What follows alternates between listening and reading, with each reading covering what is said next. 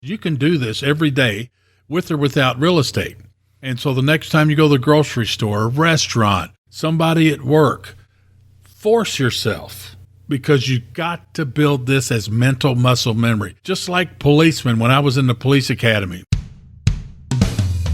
You're listening to 5 Hour Real Estate Week, where you'll learn to consistently buy real estate in only 5 hours a week. So if you're ready to invest in real estate, achieve financial freedom, and own the lifestyle you deserve, even with your job, this is the show for you. Now, here's your host, Mike Butler. Okay, motivated sellers. They are what is required and what I have figured out to be the common denominator in every deal that I've done. So the challenge is, in the earlier session, we went over what the definition of a motivated seller is. What is a motivated seller? In this short training session, I'm going to share with you how you can identify a motivated seller in 90 seconds or less. That's right. How to identify a motivated seller in 90 seconds or less.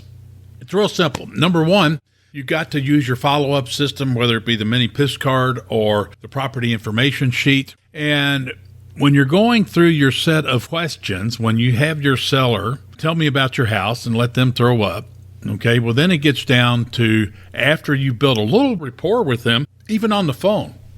Here's how you're going to identify a motivated seller in 90 seconds or less. It is this question right here. You say, okay, first name, and use first name a lot. Okay, Bill, why are you unloading this house? Well, let me tell you something. The word unload is magical because that is a friendly, professional way of letting that seller know that you're not going to pay top dollar or market value for that house. When you say, hey, Bill, why are you unloading this house? Well, that sets the stage for the seller knowing that if they want to get a quick, fast sale of their property or get that property sold, they will not be offended whatsoever in answering that question. Okay? But let me do the flip side of that. Let's say that this person is not a motivated seller, and then I ask Bill, the seller, I say, hey, Bill, why are you unloading this house? Well, if he's not a motivated seller, guess what he's going to do?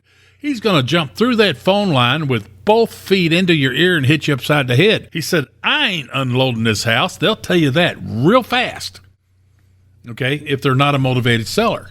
Well, we discovered that and learned that in about 90 seconds, sometimes less. Isn't that what you want? Now, that doesn't mean you throw that lead away. It just means he might not be motivated yet. With time, they may become more motivated. But if you use that question, Bill, why are you unloading this house? Well, then Bill, if he is in fact the true motivated seller, he's going to tell you why. I lost my job. I got a job relocation. The empty nesters bought a new home. Burnout with being a landlord. Who knows? They'll have all kinds of divorce, blah, blah, blah. And it goes on and on and on and on. And so they will tell you, if they're a motivated seller, they will tell you why they are unloading this house. Okay, and to go hand in hand with this, something that I'm not sure we're going to get time to put it into another session here, but the two most powerful words in real estate that I know, and this is in the top 5. These two here are in the top 5.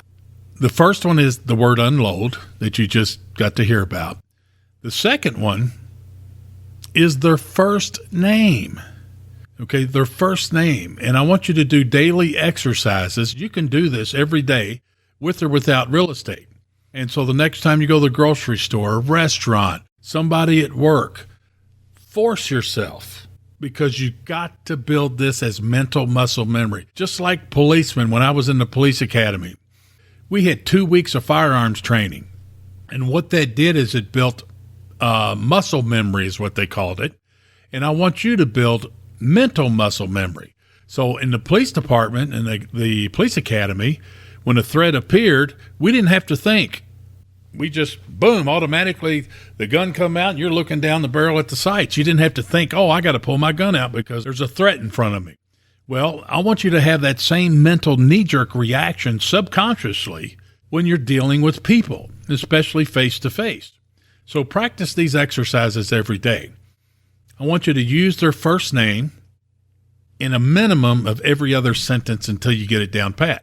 So if you go to a restaurant, usually they'll tell you their name or you'll see their name tag. You say, hey, Stephanie, what do you want to be when you grow up? Just create some conversation. I remember I was in the grocery store at the Kroger's, and there's this little old lady checking out the groceries. She just looked meaner than a snake. And so I asked her, she's wearing her name tag.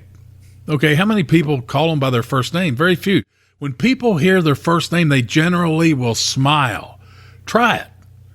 Try it, okay? If I say your name, you will smile. So here's Louise. She's wearing a name tag. I know her name. Hey, Louise, did somebody poop in your Wheaties this morning? And then she looked at me and she smiled. She said, oh, I said, you having a bad day, Louise? And so what I want you to do is to get used to using people's name, their first name, in conversations. It could be the layaway desk at Target. It could be an Uber driver. It could be you're traveling in the airports and stuff. And you don't have to do it every single day, but I want you to get in the practice of doing that, because what's going to happen is you're going to build that into your, I don't know the right psychology kind of word that is, but you won't have any trouble making that happen automatically, so you don't have to think about it anymore.